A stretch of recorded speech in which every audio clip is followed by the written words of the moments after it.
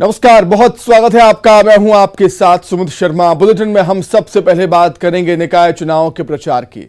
निकाय के रण में तूफानी प्रचार बीजेपी का लगातार जारी है। आज भोपाल में सीएम शिवराज का रोड शो होना है।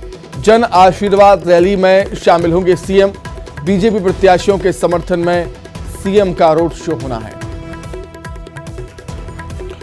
तो जन आशीर्वाद रैली के माध्यम से जनता का आशीर्वाद लेने के लिए सीएम शिवराज निकल रहे हैं। आज राजधानी भोपाल की बारी है। राजधानी भोपाल में बीजेपी की मेयर प्रत्याशी मालती राय के समर्थन में वोट की अपील सीएम शिवराज आज भोपाल की जनता से करेंगे। एक मेगा रोड शो। बीजेपी की मालती राय के सामने है कांग्रेस की विभा पटेल। महापौर का मुकाबला मालती राय और विभा पटेल के बीच है। सीएम शिवराज ने अपनी ताकत झोंक दी है। निकाय चुनाव के प्रचार में आज राजधानी भोपाल में सीएम का मेगा रोड शो है। जन आशीर्वाद रैली के माध्यम से सीएम जनता का आशीर्वाद लेने के लिए रोड शो के माध्यम से निकलेंगे।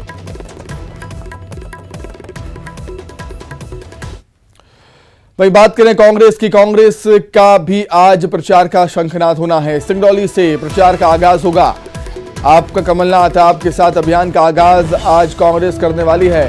पीसीसी चीफ कमलनाथ इसकी शुरुआत करेंगे। सिंगरौली में होगा कमलनाथ का रोड शो।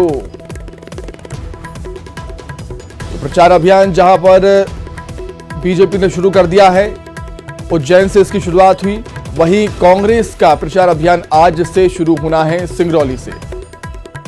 आपका कमलनाथ आपके साथ अभियान का आगाज कांग्रेस आज करने वाली है। पीसीसी अध्यक्ष कमलनाथ आज सिंगरौली में मेगा रोड शो करने वाले हैं। तो दोनों ही पार्टियों ने अपनी पूरी ताकत झोंक दी है निकाय चुनाव के रण में।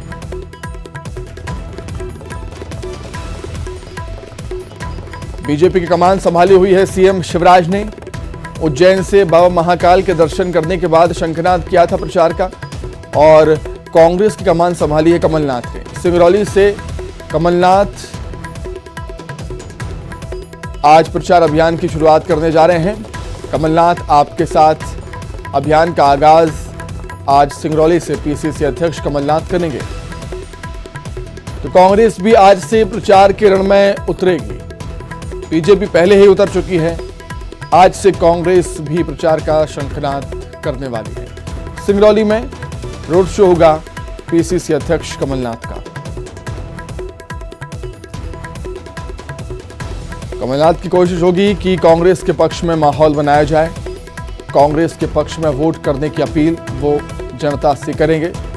वहीं दूसरी तरफ सीएम शिवराज राजधानी भोपाल में रोड शो करेंगे। उनकी जन आशीर्वाद रैली लगातार जारी है। और पीसीसी अध्यक्ष कमलनाथ का अभियान है आपका कमलनाथ आपके साथ। इस अभियान के तहत जीत दर्ज करने की कोशिश प्रचार के माध्यम से। चुनाव कोई भी हो, चुनाव का प्रचार काफी अहम होता है, और हम सब देखते हैं कि जो दिग्गज पार्टी के नेता होते हैं, पार्टियों के दिग्गज नेता होते हैं, वो अपनी पूरी ताकत झोंक देते हैं। निकाय चुनाव के रण में भी ऐसा ही कुछ हमें देखने को मिल रहा है। बीजेपी की तरफ से सीएम शिवराज ने कमान संभाली हुई है, और कांग्रेस की तरफ से कमलनाथ अब प्रचार के रण में उतरेंगे। सिंगरौली से कांग्रेस के प्रचार का शंखनाद आज होना है। आप कमलनाथ आपके साथ अभियान का आगाज करते हुए कांग्रेस पार्टी अपने प्रचार का आगाज आज सिंगरौली से करेगी। सिंगरौली में रोड शो पीसीसी अध्यक्ष कमलनाथ का आज।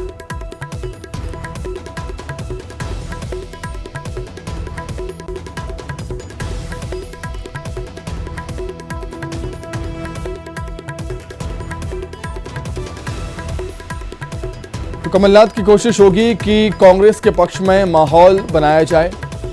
सत्ताधारी दल बीजेपी से उसे भिड़ना है, बीजेपी के मजबूत संगठन से उसे टकराना है। जरूरी है कि रणनीति सही होनी चाहिए, प्रचार भी धुआंधार होना चाहिए,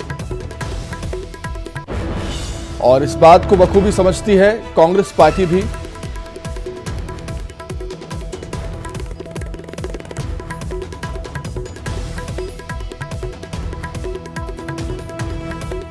चलिए ठीक है, किस तरीके से दोनों ही पार्टियां प्रचार अभियान करने वाली हैं वो हम जानेंगे, समझेंगे। सीधे राजधानी भोपाल का रुख कर लेते हैं। जितेंद्र हमारे साथ जुड़ गए हैं। जितेंद्र, दोनों ही पार्टियां समझती हैं कि प्रचार अभियान कितना महत्वपूर्ण होता है किसी भी चुनाव में, और यही वजह है कि रोड शो के जरिए जीत का रोड मैप तैयार करने की कोशिश यहां पर दोनों ही पार्टियों की।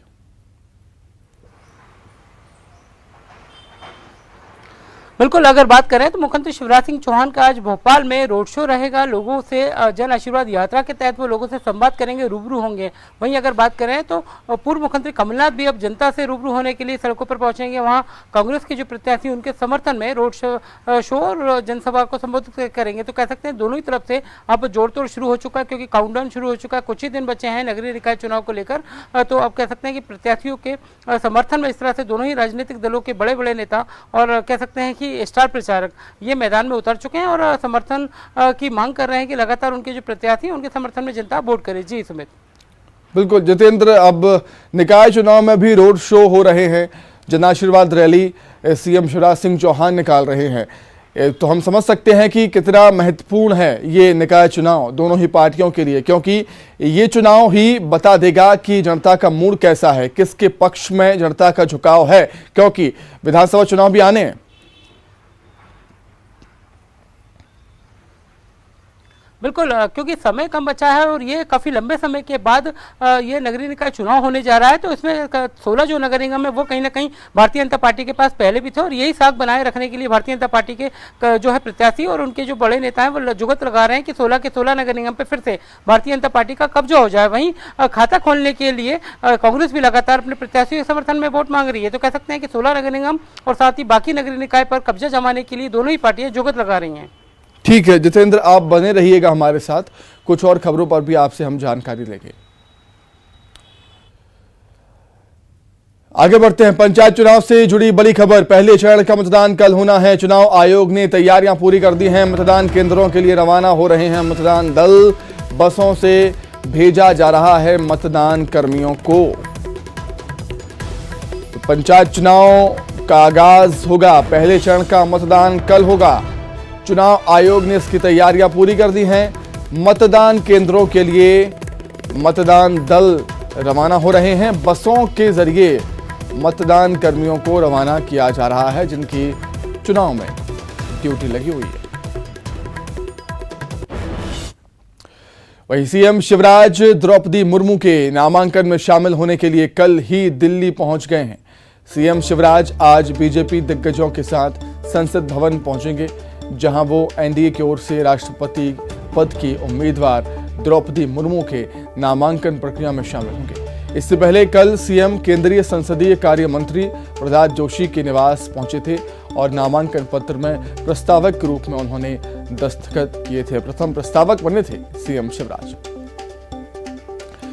राजधानी भोपाल से जितेंद्र लगातार हमारे साथ बने हुए हैं, आइए उन्हीं का रुख कर लेते हैं। जितेंद्र, सीएम शिवराज इस कार्यक्रम में शामिल होंगे और निश्चित तौर पर एक मेगा इवेंट बनाने की कोशिश है बीजेपी की इस कार्यक्रम को, क्योंकि बात यहां पर आदिवासी की।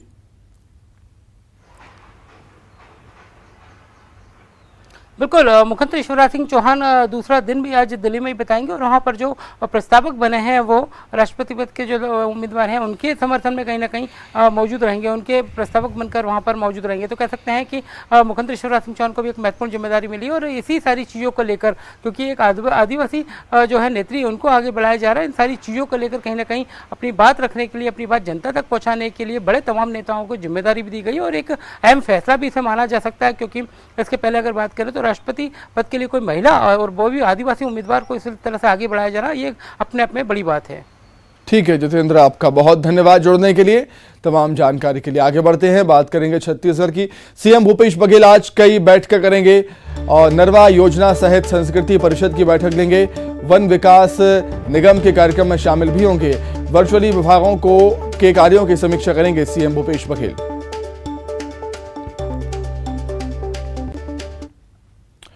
आगे बढ़ते हैं, रायपुर में बीजेपी का आज आंदोलन होना है। आज नगर निगम का घेराव करेगी बीजेपी। स्मार्ट सिटी में घोटाले के खिलाफ आंदोलन ये होगा। इंदिरा आवास में धांधली, जल संकट, जल भराव को लेकर प्रदर्शन भी होगा। कई मुद्दों को लेकर बीजेपी आज प्रदर्शन करने वाली है। आज 12 बजे, दोपहर 12 बजे बीजेपी निगम का घेराव करने के लिए निकलेगी। खबर बिलासपुर से, जहां पर क्षेत्रीय रेल प्रबंधक की ट्रेन की चपेट में आने से मौत हो गई। रेल ट्रैक का काम देखते समय यह हादसा हो गया है। अमलाई सेक्शन पर गुरुवार शाम की घटना है। कटनी बिलासपुर मेमू ट्रेन की चपेट में आ गए थे योगेंद्र सिंह भाटी। हादसे से सख्ते में हैं रेलवे के अधिकारी।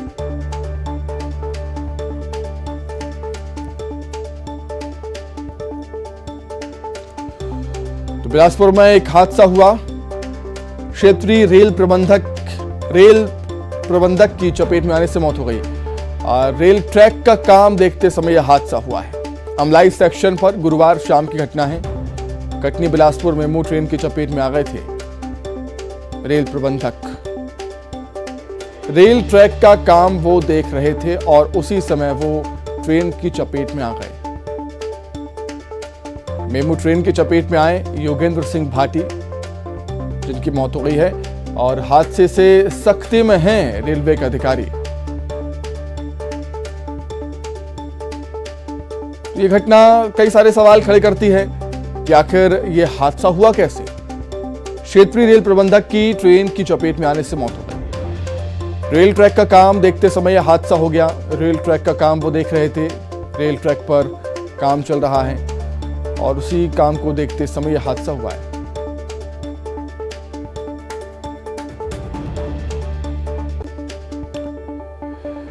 तो किन परिस्थितियों में आखिर ये हादसा हुआ उसे हम समझेंगे और सीधे बिलासपुर का रुख कर लेते हैं, जहां पर हमारे सहयोगी विनोद कुशवाहा जुड़ गए हैं। विनोद का सोचने पर मजबूर करती है घटना कि रेलवे ट्रैक का काम देखने के लिए रेल प्रबंधक निकले हुए थे और ट्रेन की चपेट में आ गए।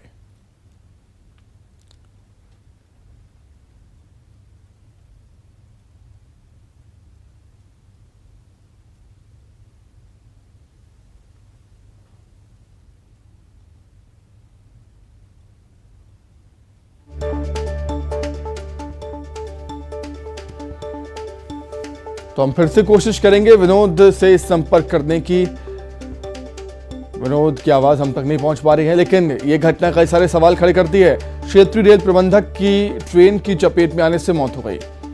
रेल ट्रैक का काम देखते समय यह हादसा हुआ है और अमलाई सेक्शन पर गुरुवार शाम की घटना है, जब वो रेल ट्रैक का काम देख रहे थे और तभी मेमू ट्रेन की चपेट में आ गए।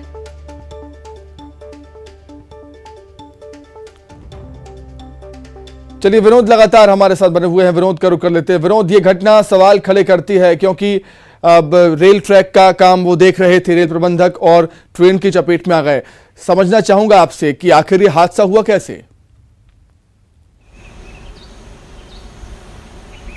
देखिए सुमित, बताया जा रहा है कि क्षेत्रीय अपर प्रबंधक जो योगेंद्र सिंह भाटी हैं, वो कल शाम को 6:10 के आसपास जो अनूपपुर रेल सेक्शन पर काम चल रहा है इंटरलॉकिंग का, उसे वो देखने के लिए वहां पर पहुंचे हुए थे। उनके साथ में और भी अधिकारी कर्मचारी जो है वो मौजूद थे।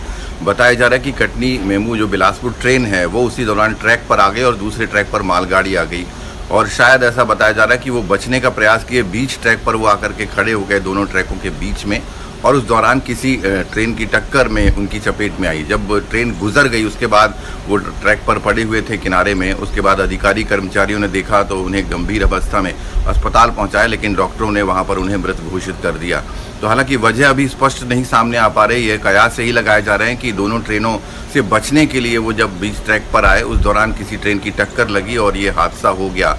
लेकिन कहीं ना कहीं अधिकारी और कर्मचारी इस हादसे को लेकर के सख्ते में हैं और एक लापरवाही सामने आ रही है कि इंटरलॉकिंग का काम चल रहा है, उस दौरान ट्रेनों की गति धीमी की जाती है। ट्रैक से पहले अप एंड डाउन लाइन पर जो है एक सिग्नल होता है ताकि अधिकारी कर्मचारी जो काम कर रहे हैं वहाँ पर उन्हें सचेत किया जा सके। लेकिन ऐसा लगता है कि ऐसा कुछ हुआ नहीं और यही वजह कि इस तरह की गंभीर स्थिति पैदा हुई है। हालांकि यहाँ से बिलासपुर रेल मंडल से अधिकारियों की टीम जो है वो मौके पर पहुंची हुई है और उसके बाद वो जायजा भी लेगी घटनास्थल का और घटना के तथ्यों को जुटाने की कोशिश करेगी कि किस वजह से ये घटना हुई। सुमित, ठीक है, विनोद, आप बने रहिएगा, कुछ और खबरों पर भी आपसे हम जानकारी देंगे। आगे बढ़ते हैं, बिलासपुर से ही खबर है, 36 ट्रेनों को और 15 दिन के लिए कैंसिल कर दिया गया। पिछले 2 महीने से रद्द हैं 36 ट्रेनें। मालगाड़ी चलाने के लिए रद्द की गई हैं 36 ट्रेनें। कोयला परिवहन के लिए लगातार मालगाड़ियां चलाई जा रही हैं, जिसकी वजह से 36 ट्रेनों को 15 दिनों के लिए रद्द कर दिया। विनोद लगातार हमारे साथ बने हुए हैं। विनोद, रेल से सफर करने वालों के लिए काफी परेशानियां, मुश्किलें हो रही हैं, क्योंकि जो ट्रेनें हैं वो लगातार कैंसिल होती जा रही हैं, मियाद उनकी लगातार बढ़ती जा रही है, अवधि बढ़ती जा रही है।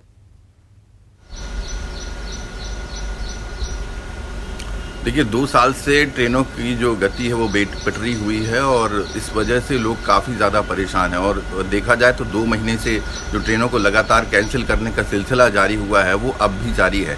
ऐसे कयास लगाए जा रहे थे, हालांकि बीच में ये बात स्पष्ट हुई रेलवे के द्वारा भी और जितने भी जनप्रतिनिधि हैं उनके द्वारा कि कोयला परिवहन जो है वो पहली प्राथमिकता है और यही वजह कि यात्री ट्रेनों को लगातार रद्द किया जा रहा है। अब चूंकि मानसून समय पर आ गया है और कयास से ही लगाए जा रहे थे कि जो पावर सेक्टर है उनमें कोयले जो सप्लाई है वो थोड़ा सा कम होगी और जो दबाव है परिवहन का खासतौर पर मालगाड़ियों पर वो कम होगा और यात्री ट्रेनों की जो सुविधाएं वो फिर से यात्रियों के लिए बढ़ सकेंगी।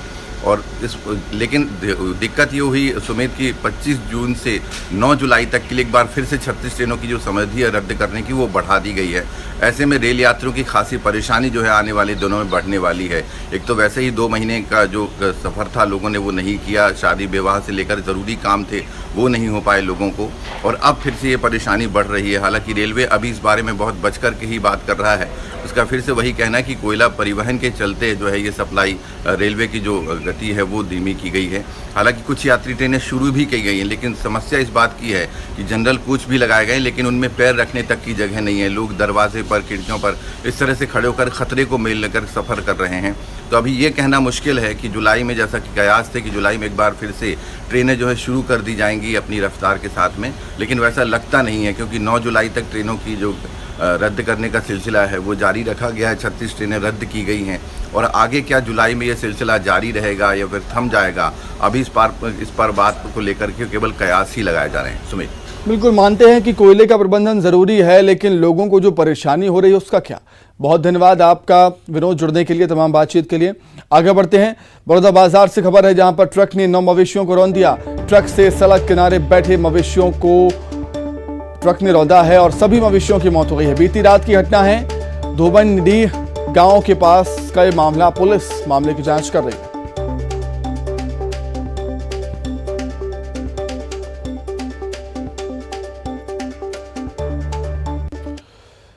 दमोह के सिटी कोतवाली थाना क्षेत्र के कचौरा शॉपिंग सेंटर में हुई एक शादी समारोह में विवाद हो गया। विदाई के दौरान दोनों पक्षों के बीच हुए विवाद के बाद बाराती दूल्हे का हाथ पैर बांधकर बगैर दुल्हन के अपने घर लौटे। लोगों की माने तो विदाई के दौरान किसी बात पर दूल्हा नाराज हो गया और वो अपने कपड़े फेंककर हंगामा करने लगा।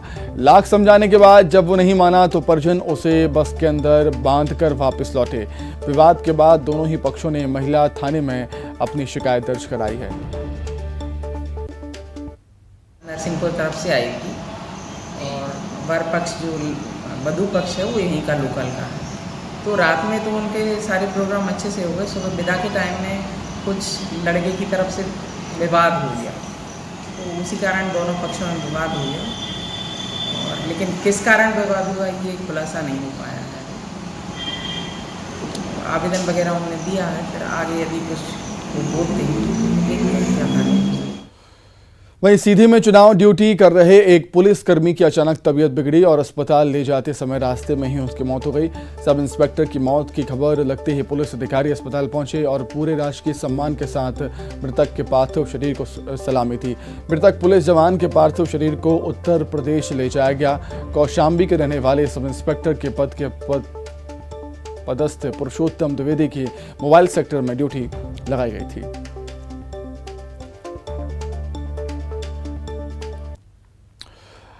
अब बात करेंगे कोरोना के संक्रमण की। कोरोना का संक्रमण लगातार बढ़ रहा है और जिला प्रशासन, स्वास्थ्य विभाग इसको लेकर अलर्ट हुआ है।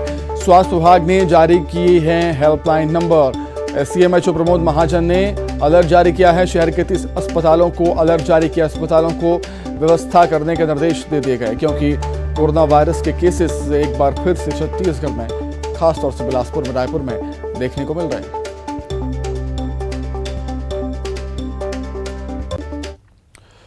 खबर मुगेली से, जहां पर पशु चिकित्सा विभाग के 2 कर्मचारी गिरफ्तार किए गए। फर्जी प्रमाण पत्र के आधार पर नौकरी कर रहे थे। 2 साल से फरार थे दोनों आरोपी। फर्जी दिव्यांग प्रमाण पत्र पर इनको नौकरी मिली थी।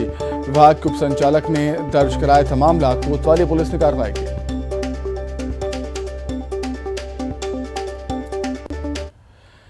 चलिए बात करेंगे मौसम की। मौसम विभाग ने चेतावनी जारी की है। खरगोन, धार के लिए रेड अलर्ट जारी किया है। इंदौर, देवास के लिए भी रेड अलर्ट ही है। कई जिलों के लिए ऑरेंज और येलो अलर्ट जारी किया है बारिश को लेकर। तो मध्य प्रदेश के कई जिलों में झमाझम बारिश के आसार हैं। मौसम विभाग ने कई जिलों में रेड और कई जिलों में येलो और ऑरेंज अलर्ट जारी किया है बारिश के लिए।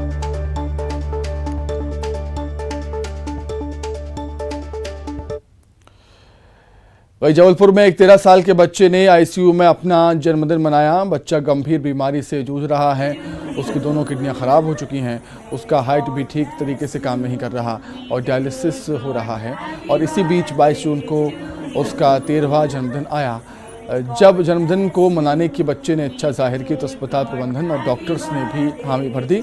इसके बाद आईसीयू में बच्चे का जन्मदिन मनाया गया। May the good God happy birthday to you. May God bless you. May the good God happy birthday to you. May God bless you. May the good. तो इसी के साथ ही फिलहाल इस बुलेटिन में इतना ही। खबरें लगातार जारी हैं। नमस्कार।